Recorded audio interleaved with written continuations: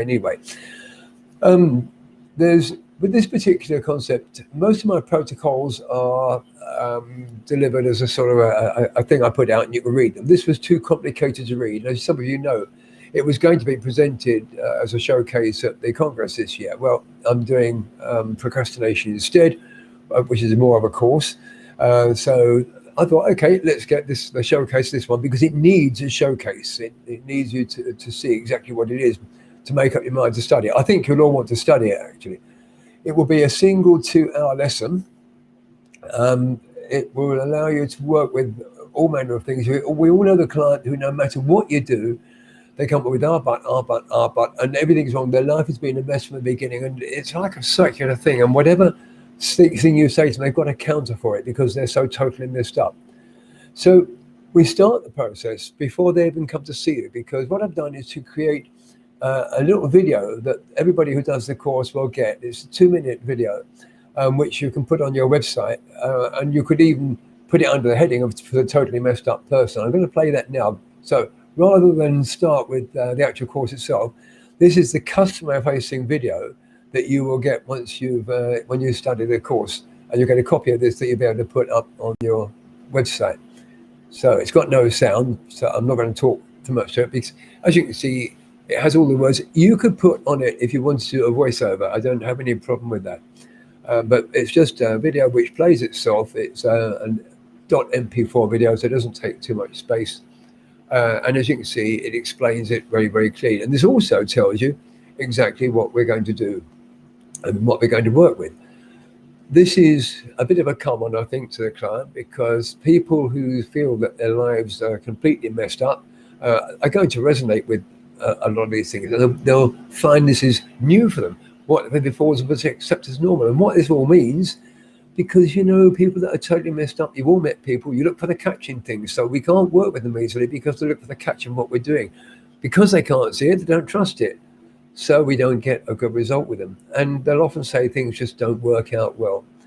But what we're doing here is actually emphasizing the thing. We know that people like that often feel like they, as it says here, they just want to give up.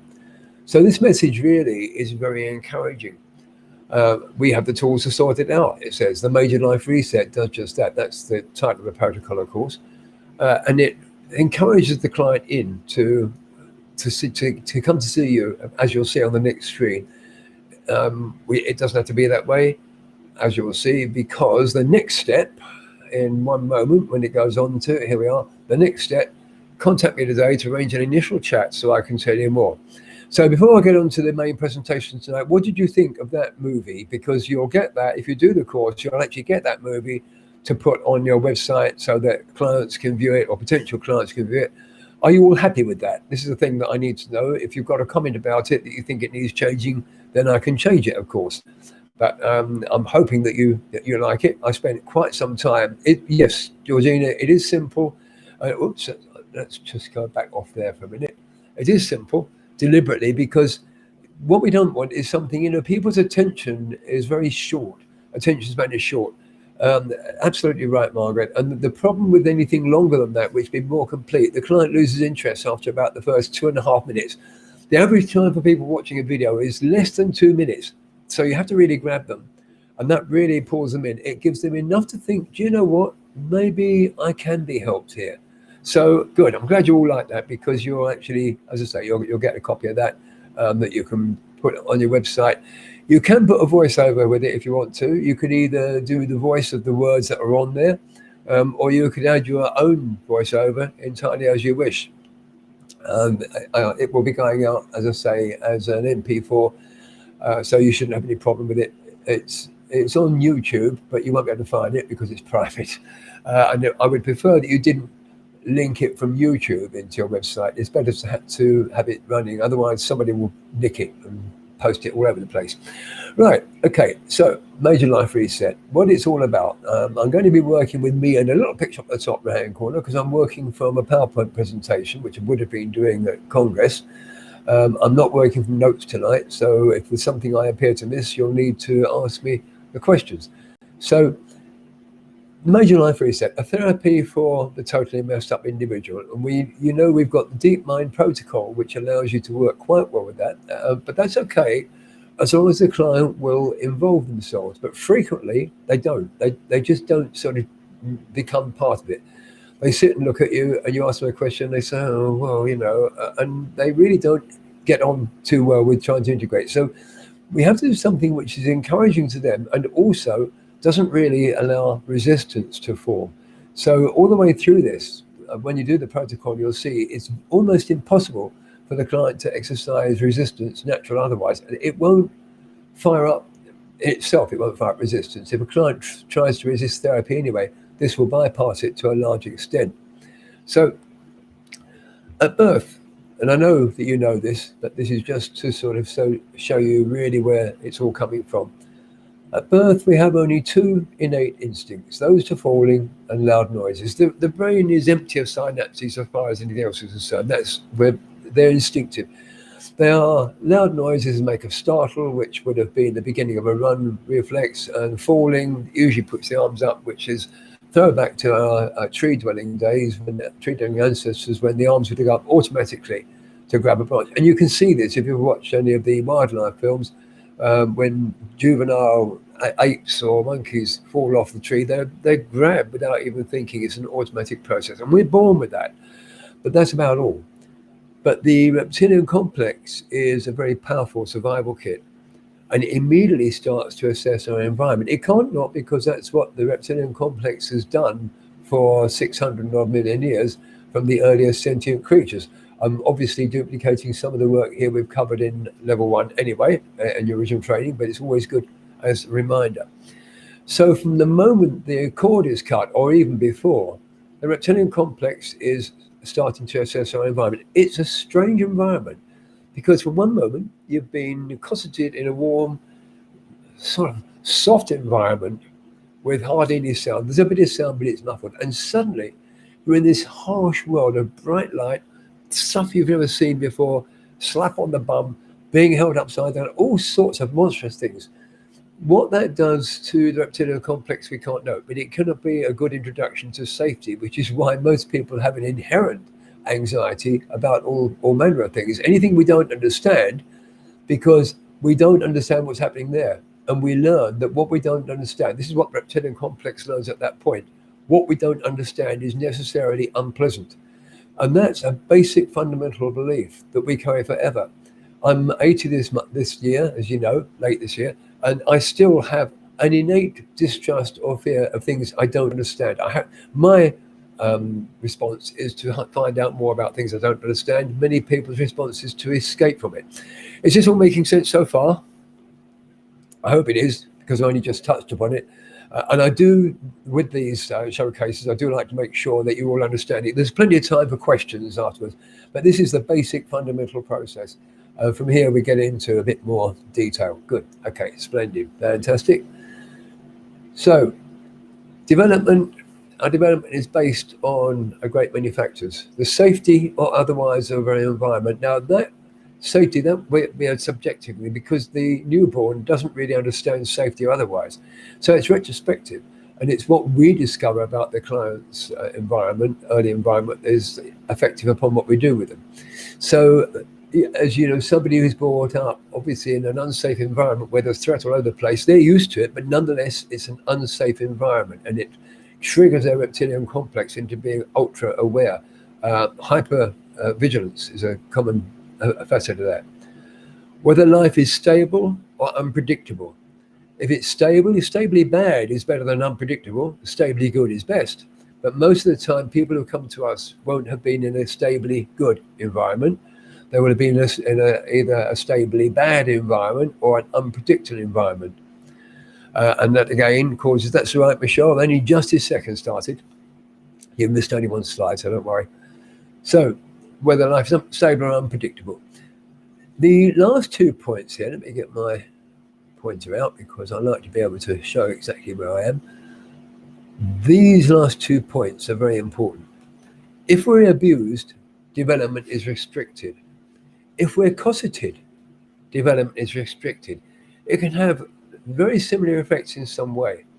You know, you sometimes see on these police programs when somebody's arrested for some misdemeanor or another, and they've been cosseted, they can't believe that anybody can tell them off and pick them up and put them in a car and take them to prison, kicking and screaming all the way, I'm not having it, I'm not having it, and so on. If we're abused, instead of rebelling in the way that is, there is a tendency to sort of just go down with it and, oh, here we go again. So these reactions, they are programmed in from a very, very early age. And this is why when somebody feels totally messed up, it comes from way, way back. And you won't get very many that are cosseted. We're not working particularly hard at this particular protocol. You won't get many that come from a cosseted background. Most of the people you'll get will come from an abusive background. They may not recognize it's abusive, but you'll find out later, as you'll discover. And most people will have come from either a stably poor or an unpredictable background. Now, it's odds on that some of you on here this evening have yourselves come from an abusive or unstable background. And so some of this will be resonating with you. And you may even find that one or two parts of this will give you a kind of psychological shock, if you like, as you realize the implications of where we can go with it. So this is the development is based on these factors. And there's more than that, but they're the main factors, of course. So in the course, we'll be looking mostly at the abused individual. So look at two extremes. The individual whose first years include physical pain, and they believe that to be normal, fear, unpredictability, a sense of separation and powerlessness, is suspicious of anything different. It's what I always refer to as destructive security, because if right from the beginning their life includes those things, it becomes the normal. So when they move into an environment where those things aren't happening, the reptilian complex is convinced that it will do it. It's just being kept hidden. It's covert. It's going to jump out at you. It's like being lost in the forest and knowing that behind one tree or another, there's somebody with a machine gun. And if you walk in the wrong place, they can't see you. It's a bit like that. They can't know, because they are used to seeing the threat. When they can't see it, it's a big problem. So cosseted, the one who was exposed to little pain, minimal fear, had routine, stability, inclusivity, and a sense of some autonomy, has few or no coping skills with normal life. Now, sometimes those people will still come to you. Not too many, but and this particular protocol doesn't really cover that a great deal, because it would have made it too long and too unwieldy. Thank you, Laura. So in this course, I've concentrated, I should say, on this particular protocol, on the person that has come from an abusive or mixed background. And we actually work quite a lot with that. But there's more to it than that, as you'll discover shortly. Please do ask questions as I go, because, you know, I prefer to work that way rather than wait. This is why I keep saying, does it all make sense? Because I know that some of you don't like to interrupt while I'm talking. I really don't have a problem with it. So if you have a question, just type it out and I'll keep an eye on the chat box so that I know there's something going on. If I miss it, just wait, I'll look at it at some point. So next slide. The background of the messed up client. Their early life was acceptable as far as they can recall until some change occurred. Their early life was of a very poor quality as far back as they can remember. Their early years varied unpredictably between very poor, and almost acceptable. These three situations are all likely to end up that totally messed up individual. The first and third more so. The early life being of very poor quality as far back as they can remember. People often have learned how to cope with the vagaries of life with that sort of thing. But, you know, where somebody is born into a comfortable, happy family, everything is nice until they're, we'll say, 7 years old. And then, you know, one parent leaves, they get left with the wrong parent, for instance. Or one parent leaves and they stay with the best parent, but then another person joins who really detests them. My own personal experience is the same with that. So the other person that comes, the step parent that comes into their life, detests them and makes it very obvious.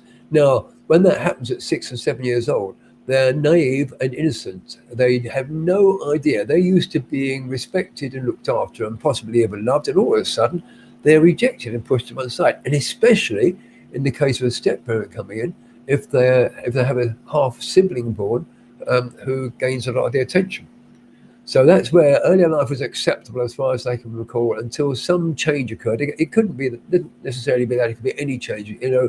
Mother died or father went to prison, it could be any sorts of things. Their early years varied unpredictably between very poor and almost acceptable.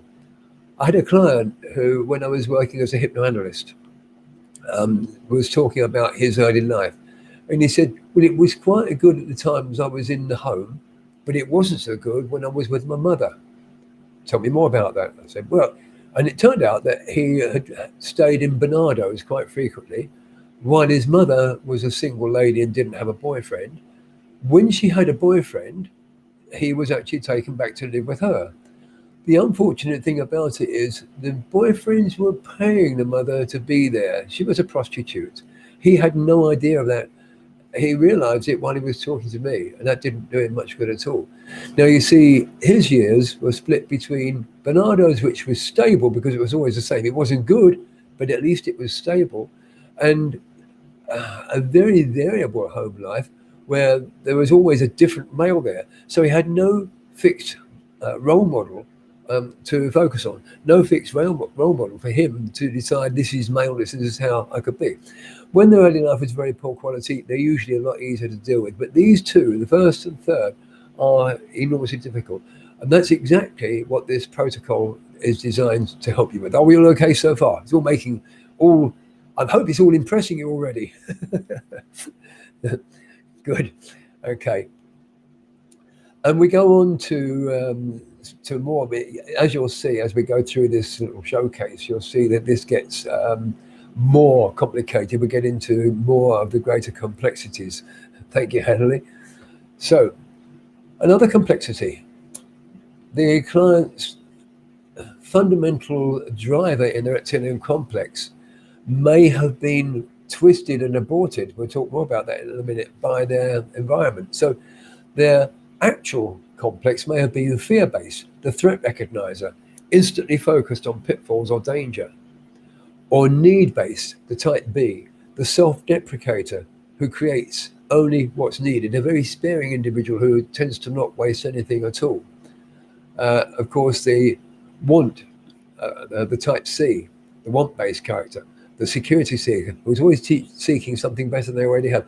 The other day, somebody said to me they don't get the difference between want and greed, and they thought that I'd put want in there just to make it 4. No, I hadn't. I tried to leave want out because I wanted it to be 3, like I do with warrior setters and nomads. It would be much easier, but I couldn't because I knew something that often escapes people. I'll come back to the want-based person in a minute. The greed-based person, they are the determined survivor, the type D, grabbing everything they can as soon as it's available. And once they've got it, they're as happy as a sandboy. They want it, they've got it, they're happy. Until there's something else they see, and then they've got to get that as quick as possible. Now, the want-based person is different.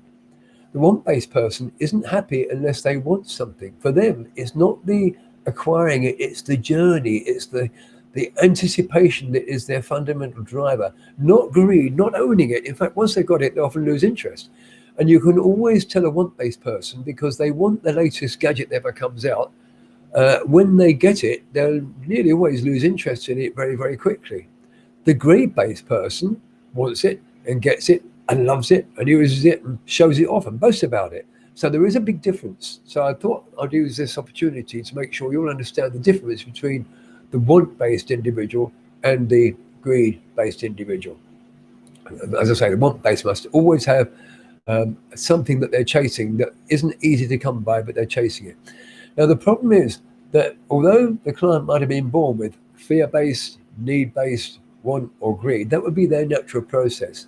It's entirely possible that their environment has forced them to behave in one of the other ones. So there's a distinct possible twist on this. And that's something which this protocol also addresses. It's very difficult to reset the fundamental driver because it's so deeply entrenched into the reptilian complex, but it's not impossible. We can't make it happen. Only the client can do that. And we do that. I'm not going to tell you how we do that exactly because that would be giving the game away. But we do that specifically with a specific way of working. And if it's at all possible, it will happen. And under those circumstances, the client then is going to have most enormous change in their life. You can imagine if they have had to be Let's suppose that they're a want-based person, the one who's always chasing something. The want-based person is the one who makes plans, who creates new stuff, who's always looking for something new. They're the world's drivers quite frequently. But let's suppose that they're brought up in one of these situations, which, uh, let's go back a moment, the unpredictable. Okay, so they just have no idea how it's going to be. What they have to do is to suddenly, instead of being a want-based person, they become a fear-based person, the threat recognizer, instantly focused on pitfalls or danger, looking for the next thing that's going to go wrong, because it's the only way they perceive they can stay alive. So their want-based, their drive, their wish to do something new is suppressed and may never really surface. When we do this therapy with them, we can actually reset the protocol. Let's turn my sound off so it doesn't do that again. We can reset the protocol to the point where they actually may be able to re-adopt their original fundamental driver. I'm convinced, will always remain convinced, we're actually born with the fundamental driver in place, and it strengthens as we grow in the normal way if it's allowed to. So we have to make the client aware of two particular things. Therapy can make very deep changes in the psyche, bringing a recognition that change must be made to existent situations, and the client must have the option to choose a different style of work. This can create such a fundamental change for people that we do need to point out to them that, if this therapy works, and I suspect it will, it's going to change so much of your life that an awful lot of what you're okay with at the moment, you may not be okay with later on. Because the biggest thing, if they're in a relationship, you've probably already worked out, if they're in a relationship, there's a very high chance that when you do this, they will suddenly not want to be in that relationship at all, because they will not have the need for whatever that relationship was giving them. When I worked as a hypnoanalyst, in analytical hypnotherapy, a number of times that I had clients go through a really good therapy, make massive changes. I mean, it took a long time, make huge changes, and they suddenly realized that not only did they not love their partner anymore, they couldn't stand to be anywhere near them, because they no longer had the need that partner was fulfilling. And this therapy, this particular protocol, you'll probably do 2, maybe 3 sessions with the client, possibly more, but you won't do many more. This particular protocol can make such deep change that the client is suddenly unhappy about their job, their relationship, and where they work, their car, even the way they function in the normal way, their boss or anything. And so it will change, it can change, make fundamental changes. The client has to be aware of that, so they can say to you, do you know that I can't take the risk because the person I'm with, I don't like that much, but we've got so much money tied up in the business, I can't risk suddenly turning off. So you would then have to choose a different therapy of some sort. I won't advise on what that would be. The other thing that must be made aware, they might have come to you after reading that they don't have to talk about anything they prefer to keep private. Now, most of the time that's the case. But with something as fundamental as we're working with, they might need to discuss things in a bit more detail. So they might need to discuss the problems in their relationship, for instance. So again, you would make them aware of that at the very beginning. So if the client, so you would just say to them that in the normal way when I work, people don't have to tell me too much about their background or things that have gone wrong. But in this particular therapy, there are times when I'll be needing to explain something and remember things in a bit more detail, and I will need to know those. So is that okay? Or you could perhaps put a positive spin and say, I'm sure that's okay, but do let me know if it's not, because we'll do something different, which may not be as good, but we do have alternatives. So you've got to make the client aware of those things. The bottom line, you all know this, but this is the bottom line that you would say to the client, and you will be working in detail with this. It's in the protocol, it shows you how to work in great detail. We can't change any events of the past, obviously, only how we feel or react to them. Now, it's important that we give the client knows that we can't actually, and it sounds logical, but many people believe that we're going to somehow change the past retrospectively and make it all magical, or tell them how to make a change that makes them feel fantastic. And of course, it's just not possible. We know that. Acceptance is the only answer for any unpleasant events that have already been. It's no good them remaining angry. They've got to accept any unpleasant stuff. Anybody they wanted to get their own back or show them what they've done to them, punish them or give them a taste of their own medicine, they have to just accept that it happened and change the way they feel about it. They have to let it go because it's the only way that they can work. Some people will rail against that. If you know the simple red button, green button agenda buster, you can often get round things with that one. If you don't know it, then you might find it on another course.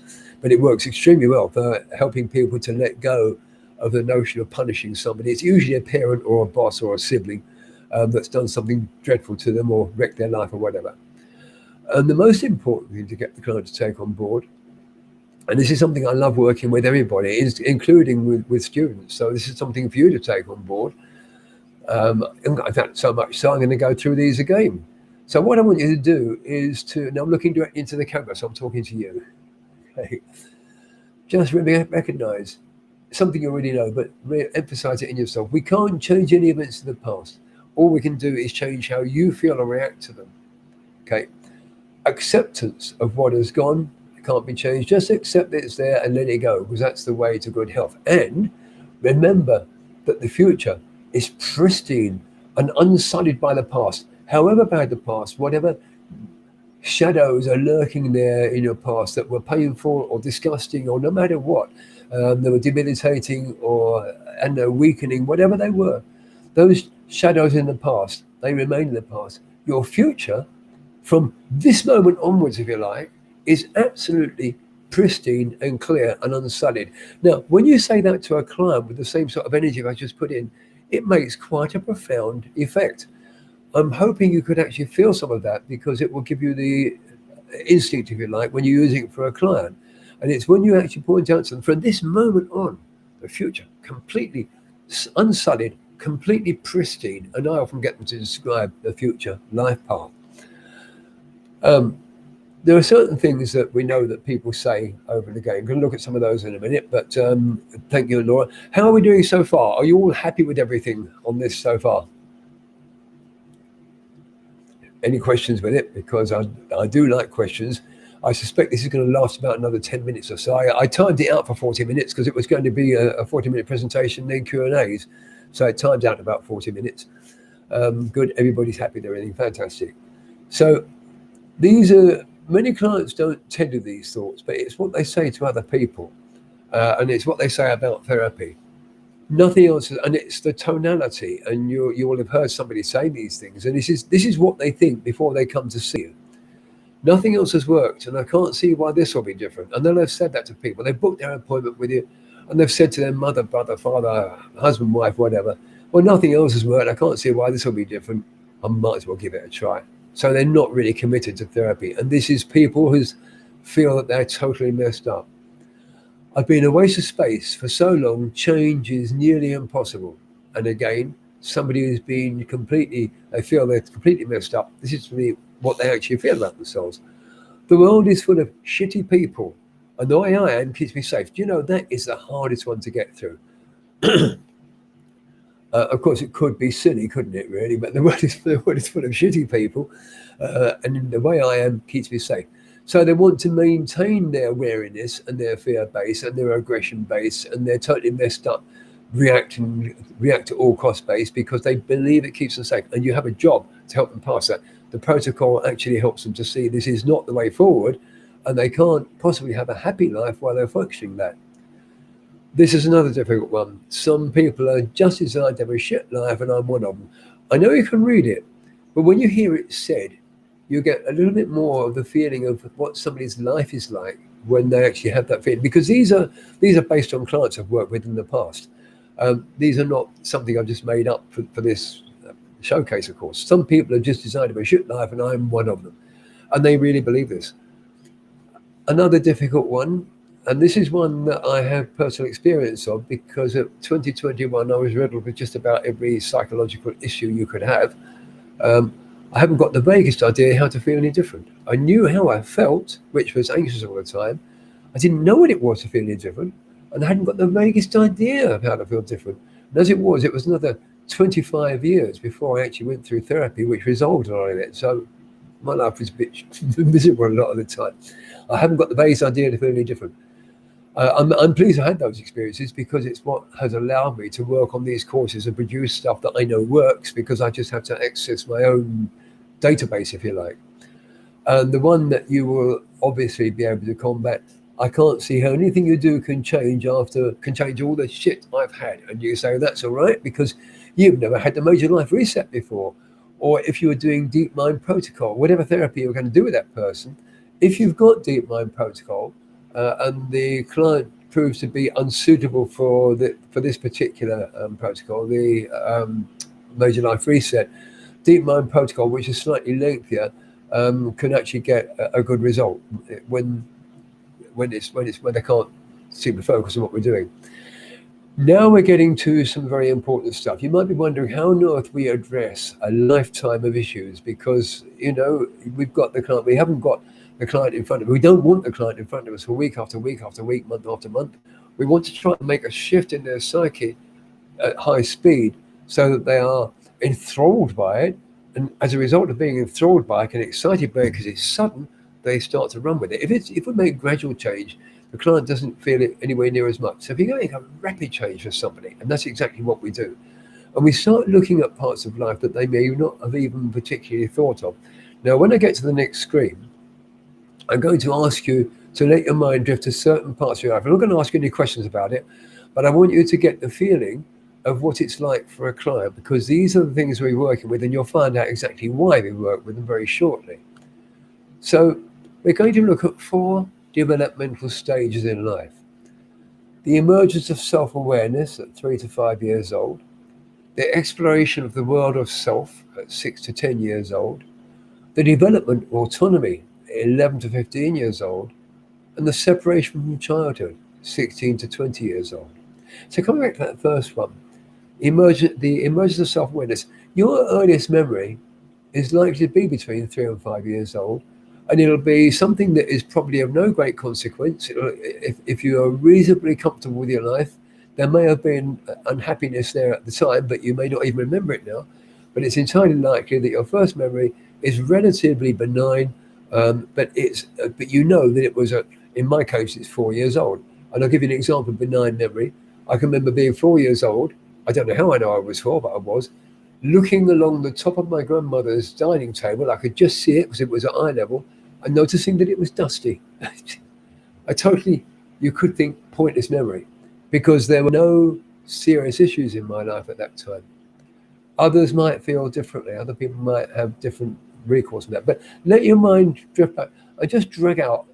Your client will be remembering more, but just let yourself drag one memory forward from the emergence of self-awareness, because I'm going to ask you a question when we've done all 4 groups, and you'll be surprised. So emergence of self-awareness, just you haven't got to score it, just let it be in your mind.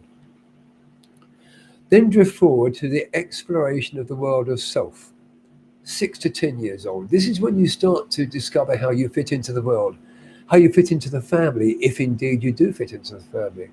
It's when you discover how people react to you and what sort of changes you can wreak, what changes you can make happen, or indeed what changes you can't make happen, how much you are restricted.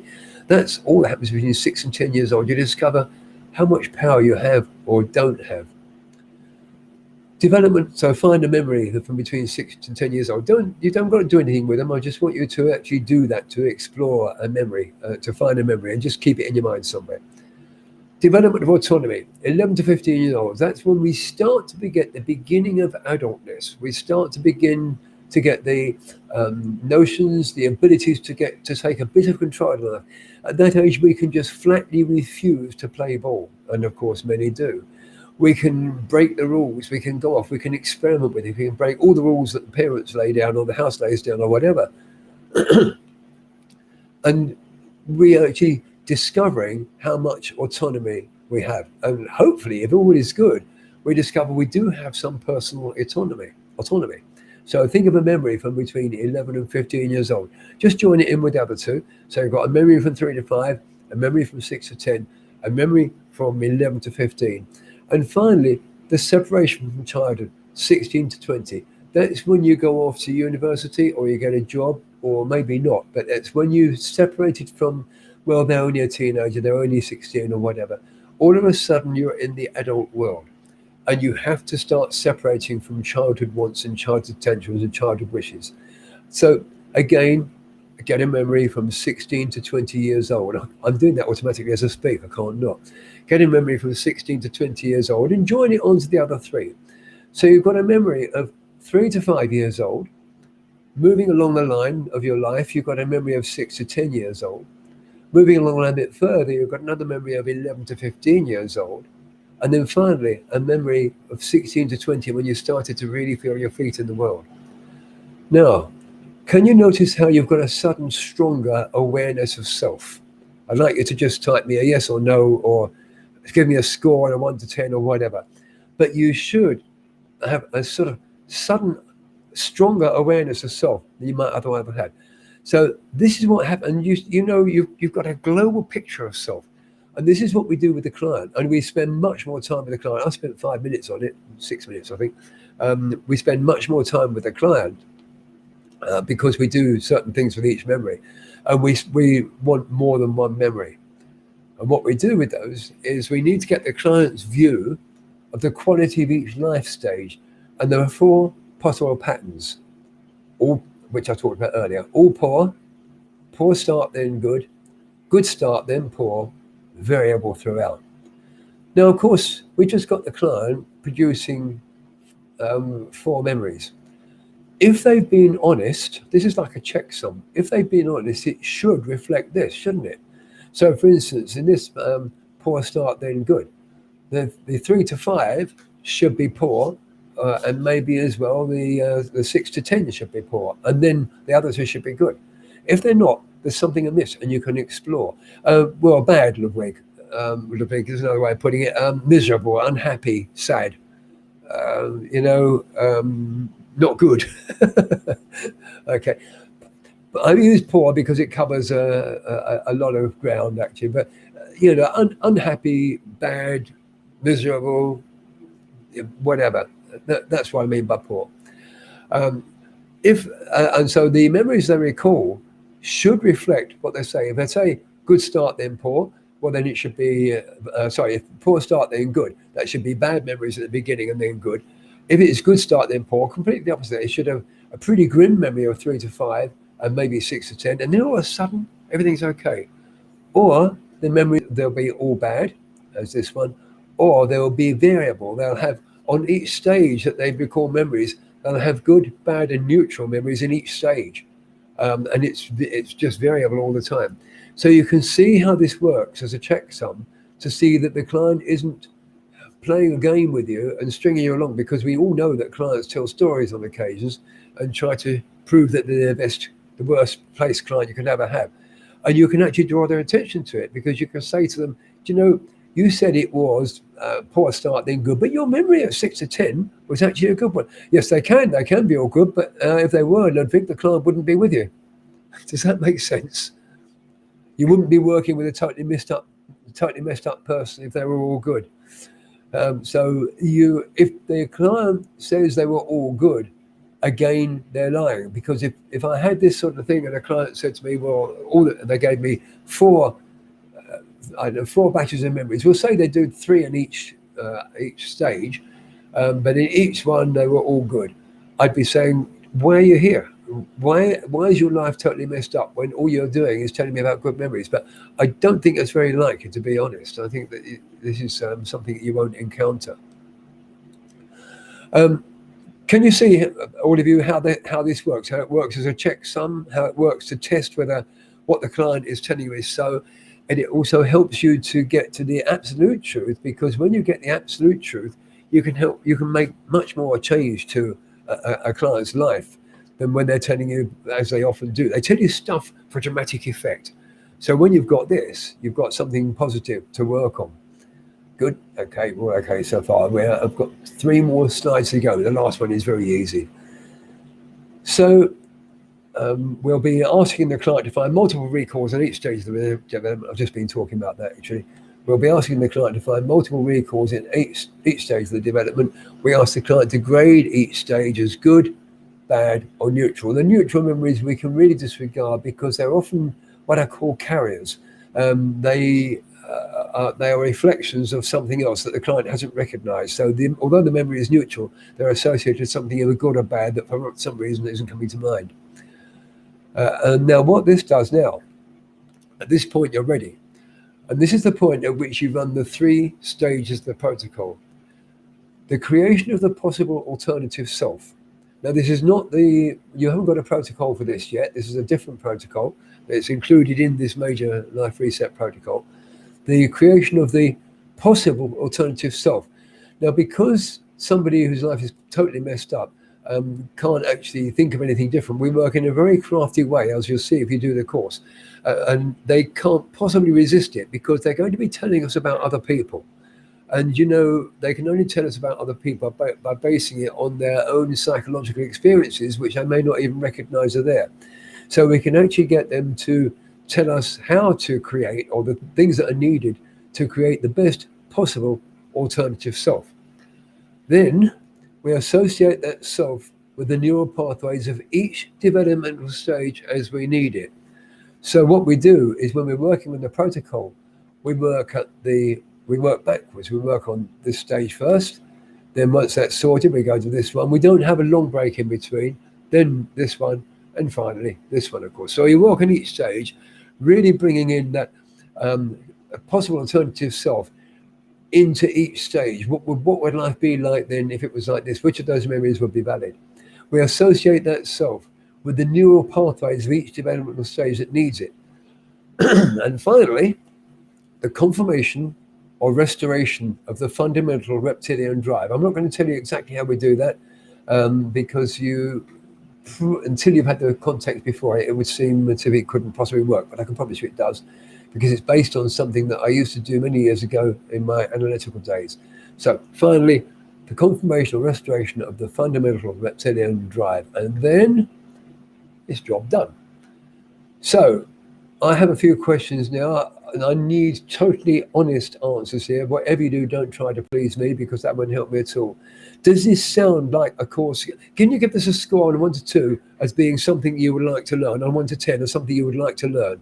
You can't offend me if it's a 3 or a 4. I'm absolutely easy, because I need to know this, obviously. I'm hoping to see 9s and 10s, of course, 8s, 9s and 10s. Good, okay. I'm happy with that.